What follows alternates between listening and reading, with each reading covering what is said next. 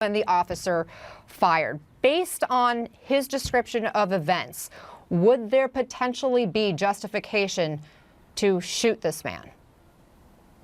Well, there's some things that are unknown. First of all, what is the distance between the officers and the person who was shot?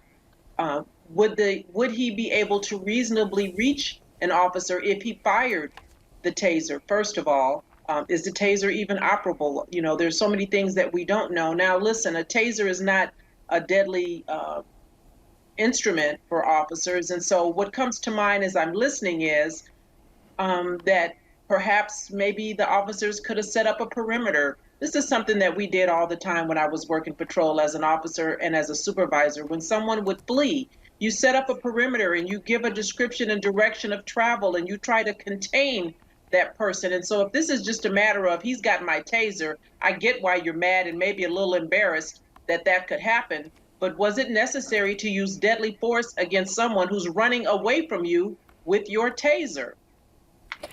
So based on the investigation and where it goes moving forward, we heard the director say he wants it to be thorough but expeditious. What would that look like?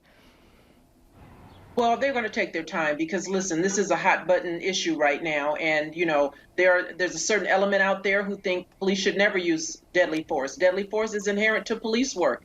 And so they're going to do their job and they're going to be thorough and they're going to ask everyone that needs to be asked about their participation, involvement, what they know, what they saw. And at the end of the day, they're going to have to make a determination as to whether or not the officers had other alternatives. Like I said, set up a perimeter, contain him. I don't know if this was a matter of them just wanting to punish this young man because he had their taser and he's running. Did they have other alternatives? And so those are the questions that come to mind for me right now, not having seen anything, hearing this for the very first time along with you.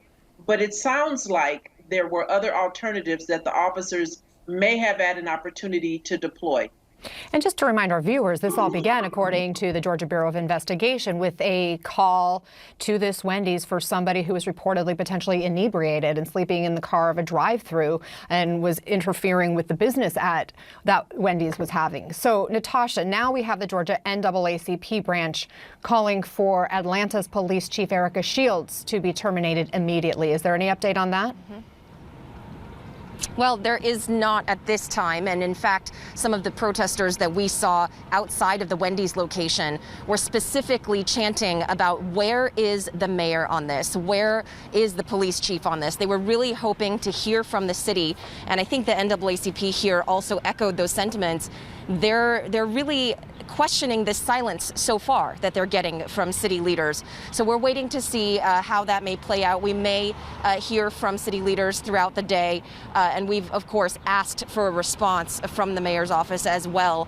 One person who did show up, a city leader, came to the Wendy's location, had a conversation with protesters, and that was Councilmember Joyce Shepard. Now, she talked to the protesters about what she saw in the videos that have been circulating.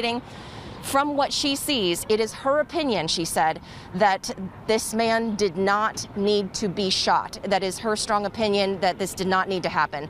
And in her conversation with the protesters who asked her specifically about the issue of defunding police, a phrase you've heard throughout the country over the last couple of weeks, it was the council member's position that we need law enforcement to, of course, handle crime in the community, but that there needs to be serious reform.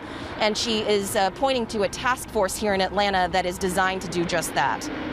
Okay, Natasha Chen and Cheryl Dorsey, thank you both for being here with me, ladies. In the meantime, this is all happening on day 19 of the protests following the death of George Floyd. Let's go to Seattle now and CNN's Dan Simon.